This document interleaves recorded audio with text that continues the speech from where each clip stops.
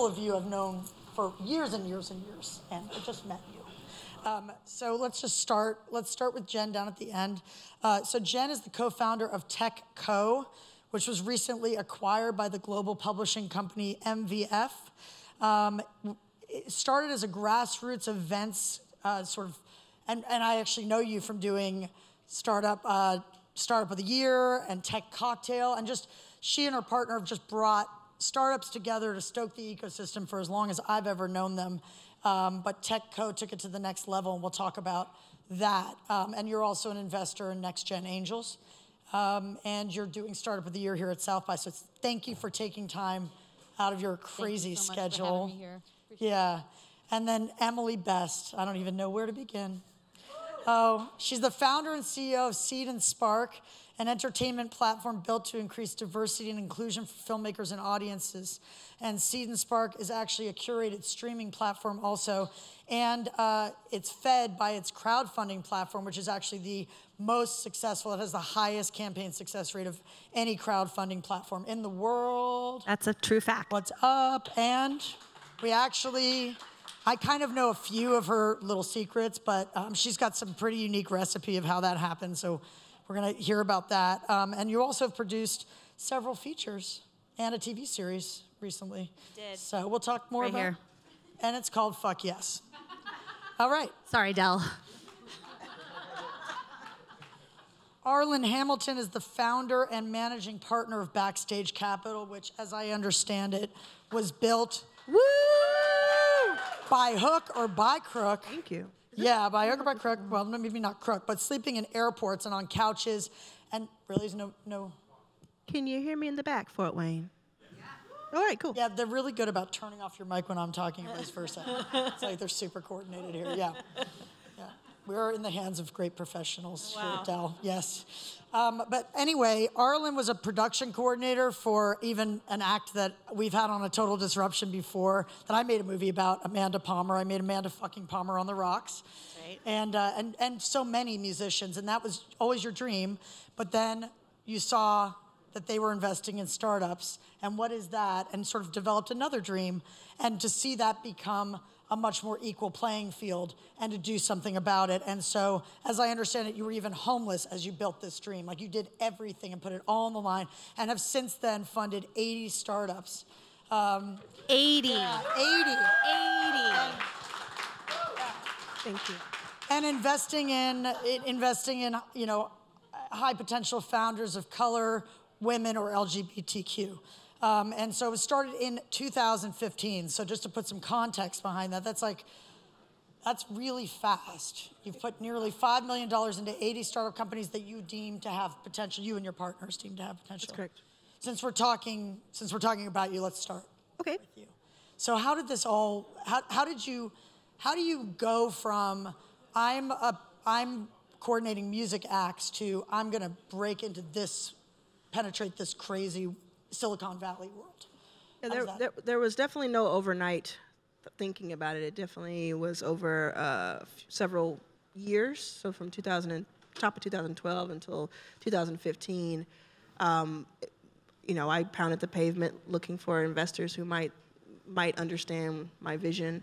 But it was really simple.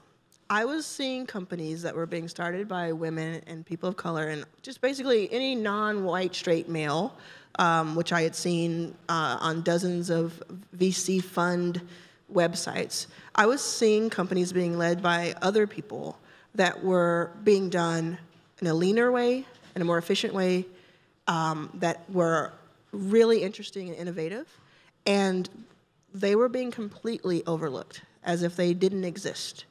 And I, as a gay black woman, found that to be highly offensive, but I also found it to be an amazing opportunity. It was, I actually looked around and I was like, is this too, it wasn't too good to be true, I won't say it like that, but I was just like, are you serious that no one is looking here? I'm here, I got in, I actually have the privilege in this situation, so I just set out and I said, this has to exist. This has to exist in the world. There has to be a fund that takes the opportunity to put money behind these wonderful people.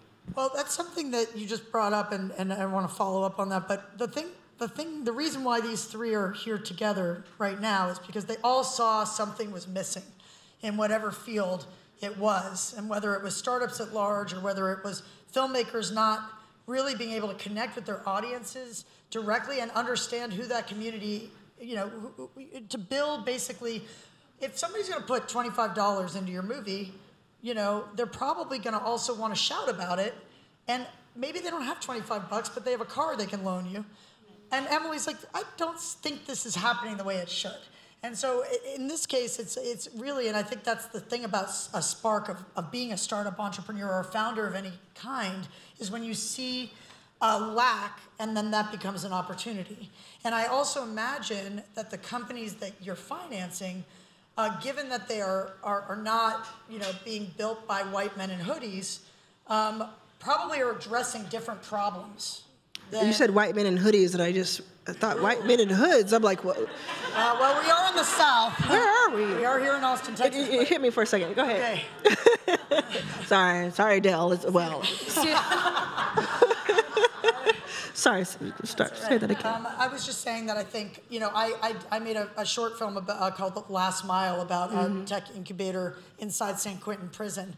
And I thought it was really interesting because the inmates were building these companies, and the way that they were thinking about what was needed out there and what the very nature of the company. They were addressing problems that I wouldn't think of because I'm not an African-American male inside prison, And so tell us about some of the companies that pop to your mind that you're most excited about that you funded. Oh, wow. I mean, I just spent time with several of them, and, we're talking about women of color mostly who have 2 or 3 degrees, who are inventors and scientists and all sorts of things. It's I think I just had a conversation with Jessica Matthews at Uncharted Power. She's building the future. She's building the future of smart cities. She's an inventor. She is the CEO of the company. She's someone who has raised $7 million in a round, which made her at the time I think still actually the black woman who's raised the most money in a Series A, which, if you think about it, how many of those happen with men, and it doesn't seem like a big deal, but to us it really is. And on top of that, she's building something that will affect everyone, in a positive way, or could affect everyone in a positive way. So I'm extremely excited about what she's doing.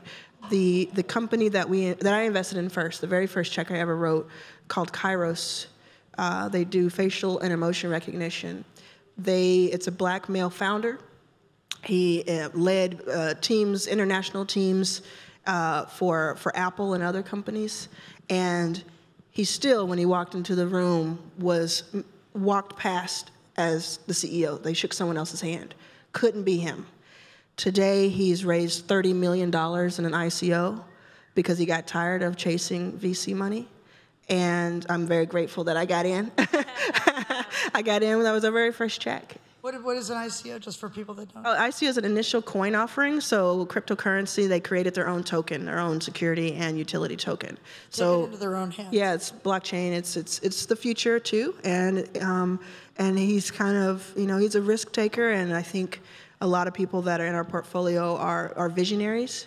And it still stuns me that people of that caliber have to beg for money. And to be frank, it stuns me that I do. That, you talk about all the work that I've done. I was in a room with dozens of people that we surfaced and found and invested in, and I found it to be more impressive than any room I've been in Silicon Valley.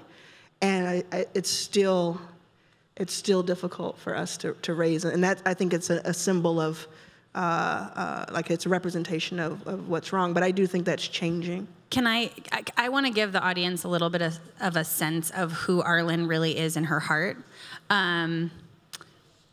Last year at South by, we had met And she had made a commitment to Seed and Spark that would be the first investment out of Fund 2, but Fund 2 hadn't closed yet. But we were in the pits, and I was not going to be able to make payroll. And I came and met her for her office hours, and she was like, don't do the thing, just talk to me, what's going on? And I was like, if we don't get $10,000 in the bank, I'm gonna lose my company like next week. And she wired me, she wired me $10,000 that week out of her own personal funds so that we could make payroll and make it. And that, I think that when you sit in a group of underrepresented founders, a thing that is underappreciated is the emotional toll that it takes, that is so much a part of our kind of daily practice and daily experience. So I'm not just building a business. I'm building a business and having to hold space for a team who feels the effects of being perpetually underfunded. And I'm not just building a business, I am pitching in rooms full of people who are undermining me in really subtle ways that they might not even realize, or they might realize and don't really care, and I have to bear that burden. And so when you have an investor who doesn't just like believe in your idea and put money behind it, but who will acknowledge your humanity and your struggle, that is very different than the relationships that I typically get to build, or people that I typically get to pitch. And I think that's something that's really unique also about what Arlan is building, because that's now fostered in the community of portfolio companies. It's like we show up for each other, we partner, we exchange contacts, like we're a team. I also went through Techstars, and it has some of those elements, but something so much more personal and so much more like we have to lift each other up and amplify each other because we are our own best resource. And I think that community building is a really powerful part of who she is, right? Because it fosters that generosity and that humanity in all of us. Awesome. Thank you. Thank you for that testimony. The first person to make me cry at South by. I think that brings up a really interesting question, and I'm sure that you can all answer it from different angles, but what is it, I mean, where are we with women founders in the tech space? You probably know the answer. So I think we're somewhere between 7 and 10% right now in terms of the percentage of founders who are women. But it's completely disproportionate to the amount of funding. So the checks being written to those founders are far fewer, and the amounts are far less. So we're still not quite. Why do you think that is? I mean, is it meritocracy? I just heard Katie Couric say that. I love that. That's a great term. And I would say yes. You know, people have their data is built on past data, right? So everything is going to continue to support the system that's been in place.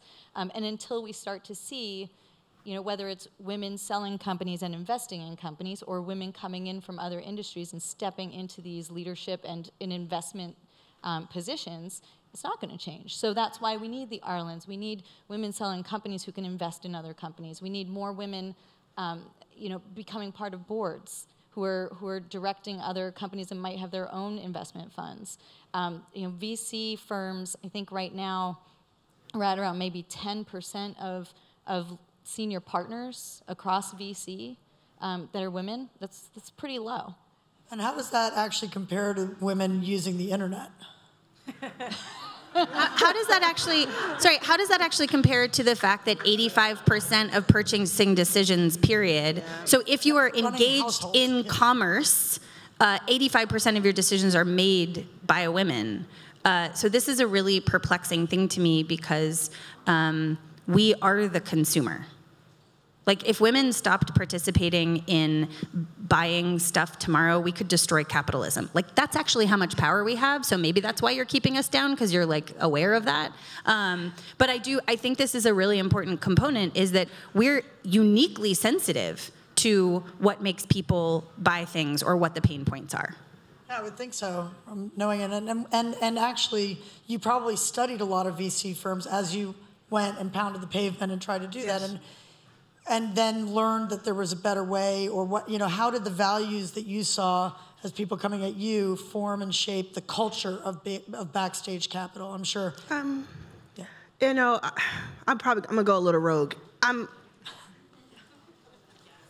think so we're talking about meritocracy, and this does tie into the question. So you can do whatever you go. Well, that's fine. I'm just sitting here and I'm thinking about things. The only difference between black and brown people and women and white people and women across the board and men is that when it comes to the innovation, we have the skills, we have the talent, we have the innovation, we have the drive, we have all of that. We are just playing catch up. Black people, the reason that I'm really going to do it. Okay, the reason that these venture funds that have been around for 70 years were able to be formed was because it was built on the backs of slavery for generations behind it. The reasons that these men, and I'm not, no shade to guys, but the reason that men can go and form those things is because women are holding it down at home for them and at work. I mean, that's why they're able to do it. They're not better than us. They're not smarter than us. We're just playing catch up. And I don't know why I'm really emotional about it right now. I guess I've reached this is the point where I've reached, because it's just ridiculous. It's just ridiculous. So it wasn't like I was looking and saying, well, these poor black people, they need a chance. No, it's our time. They were missing out. Everyone is missing out. We're all missing out. Yes. Yeah. Okay, I'm gonna stop now because I'm gonna get too crunk. But then that influenced the question, which you keep going. Bring it down. The question was about just the culture inside the companies, because with women leading, and it's a different kind of culture. You just discussed that it's more support. You feel much more supported at Backstage Capital. Look, I think I might also go rogue. I need to set the tone. Professionalism, as we understand it, is profoundly patriarchal, right? It describes how we regulate our bodies in the space, and that doesn't leave room for the realities of womanhood, like 3 days a month, I might not literally be able to get out of bed because I'm experiencing a level 10 pain that most men will never experience in their entire lives, right? And not being able to acknowledge that and creating the culture where our bodies are not welcome, it affects men poorly too, right? What happens? You don't feel well, you have a cold, you come back from South by or Sundance with the flu, because everybody does, and then you go to work and then you spread that shit around, right? And you become a vector in the name of professionalism, because I gotta go to work, right? Because my humanity is not welcome here. And I think the amount of productivity we actually lose in the name of this professionalism, or the burnout culture that's encouraged in startups, which is terrible for women and terrible for mothers, I think is something that is starting to be reset with more women at the helm of company cultures. Because now we have more examples. Instead of lauding the environment of Amazon or Apple, where it's tyrannical in its need for performance, when you have places that actually value humanity and having a life outside of work, I think you start to see a level of productivity and creativity. And I mean, at least in the case of Seed and Spark, we have an insane retention rate. People don't want to leave, right? So you don't lose that institutional knowledge all the time by burning people out, or when they have families and it becomes untenable for them to show up 90 hours a week. So I've known you since you were kicking Seed and Spark off, and it takes a lot of tenacity, as much as it takes to do really anything. I mean, when I remember giving birth to my son the same week I finished my movie Dig, and remember thinking that the birth of my son was so much easier than the birth of that 7-year movie, and it's just it's been years. How many years? 5.5, yeah. Okay, and 3 days and 26 minutes. And so what was it that kicked off your drive to make sure that this company existed, and what is that need that you filled? So the actual moment, I think, that in my mind lives as a catalyst is I made a feature film, and the only reason I got into making movies is because I didn't see female friendships that I recognized represented on screen. And that felt like a huge loss to me. I felt like we were like missing something about humanity on screen, and I got together with a group of female friends, and we made this feature film for women. And we took it to festivals, and women were standing up and saying, "Thank you, I feel like I've been waiting my whole life to see a movie like this." It wasn't a great film. Like, we made a very first film, but it was very different in its attempt in 2011, like long before people were talking about the role of women. I mean, that's crazy that it was that long ago, but it was like long before the media actually sort of took up this cause. And I met with a sales agent at American Film Market, possibly the most spiritually bankrupt place on the planet. I don't care. I said it. That is true. I said it, and I stand by it, and nope, come at me. And the sales agent said, "Well, if you could put some lesbian erotica in it, I could sell it." What? And I was like, oh, what he's saying to me is, if you could make this movie for a male audience, I would know what to do with it. And I just remember the thought that went through my head was like, I'm pretty sure the internet is supposed to fix this problem. This problem being that guy, right? And the host of Middlemen and the incredible bias that goes into the way we have thought about selling movies. And it comes from the industry having 120 years now of bad data, right? So people started in their consumption patterns by pushing nickels through a window, and then they put a box in your living room, and you watched stuff and nobody really knew what you were watching. And then the platforms like Netflix did a really shrewd thing, which was right at the moment that the studios were like fat on their DVD revenues. Netflix went and were like, hey, can we license your IP for the same amount that the cable companies pay you? And just like the cable companies, we will also not give you data.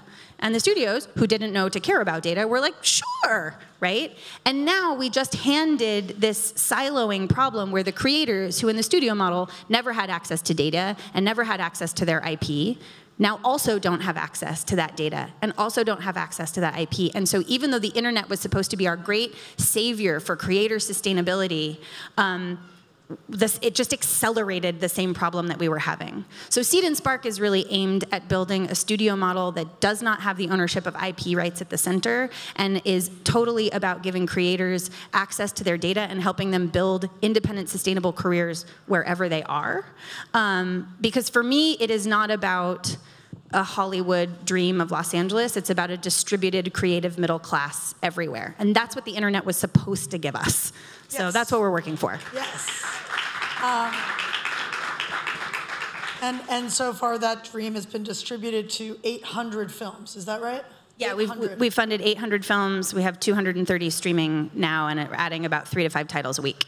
Yeah, and if you want to see, if you want to see the kinds of films that really carry our voices and our experiences, and not the same Marvel comic story again and again and again, go and try that streaming platform. And then there was something else that made me interview you years ago for Total Disruption, which was the bartering system, the wedding registry idea. Can you just tell us that really quickly? Sure.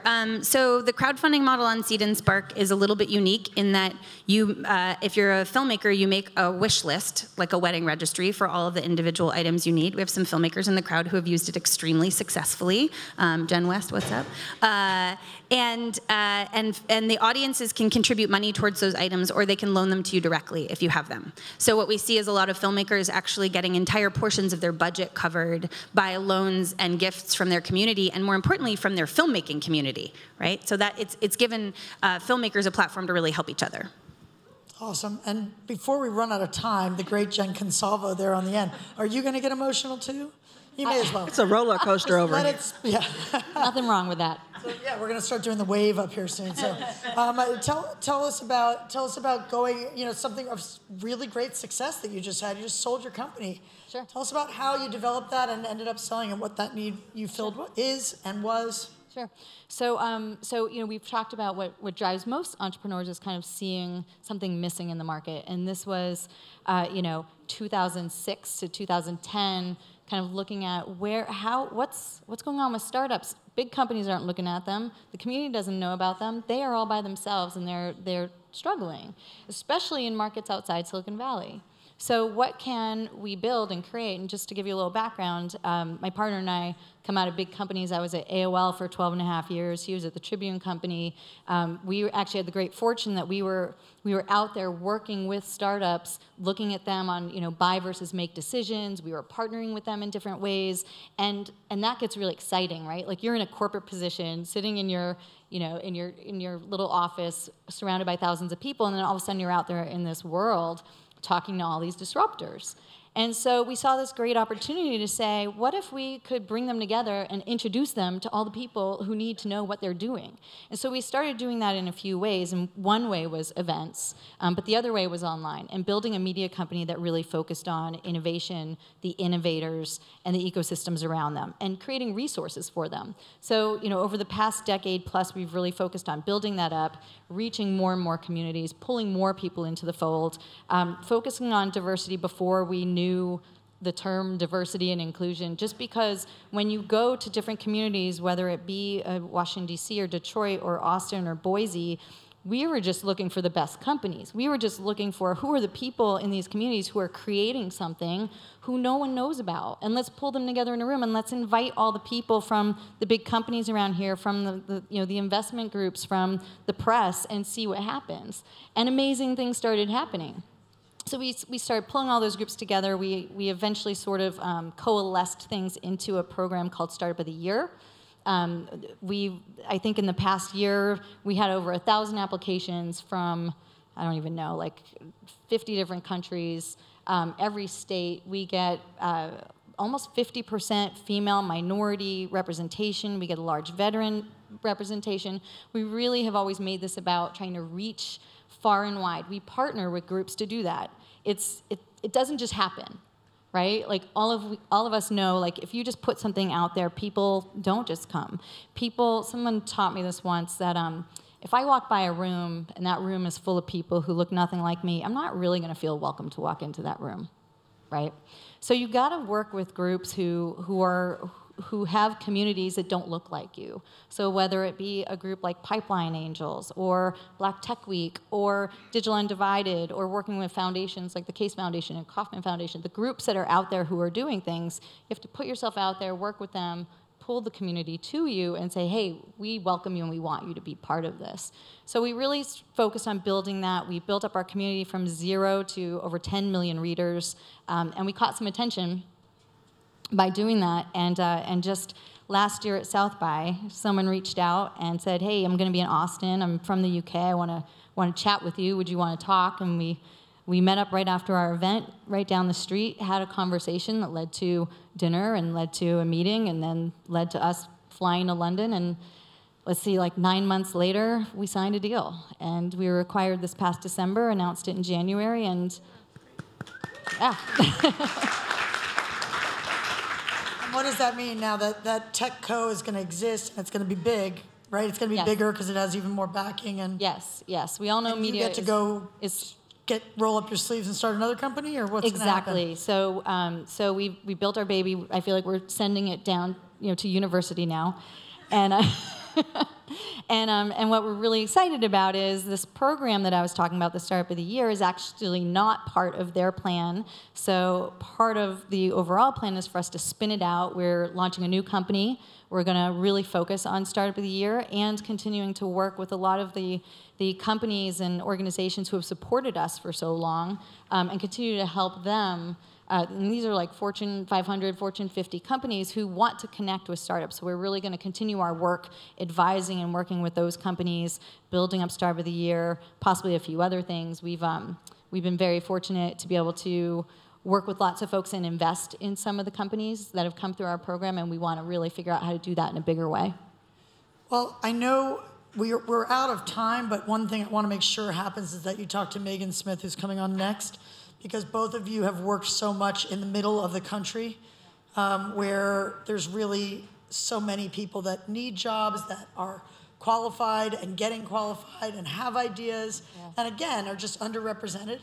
And the VC money is really distributed to the coasts and really specifically San Francisco, LA, and New York. Yeah. And if you're not in those places, you know, it's like being unable to walk into that room. So you've really managed to make that happen across America, and I think you could collaborate because she does tech tour jobs or consults with that and has some other program going. So that has to happen. Can I add that don't invest in, you know, all the companies we've been talking about and the founders and innovators because it's the cool thing to do or because it's because of, you know, all the emotional reasons. Do it because you're actually going to make more money.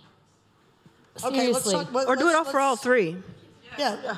Do it for all three, in my opinion. Yeah, do it for all those reasons. It's cool. But about making more money, it's the stat is incredible. Actually, I have the stat. It's 2.7% of venture-funded companies are led by women, and just 1% of founders, venture-backed startups, are African American, according to the data. So. Are they making more? Are they more profitable? Are they going to make more? So I think what that necessarily means, and I think it was one of your LPs, Rob, who said this, is venture capital is underestimating really smart people for really dumb reasons.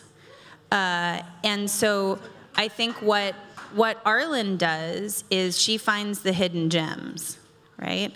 It's not that she's magnanimous. She's going to be richer than all of us. All right. Word.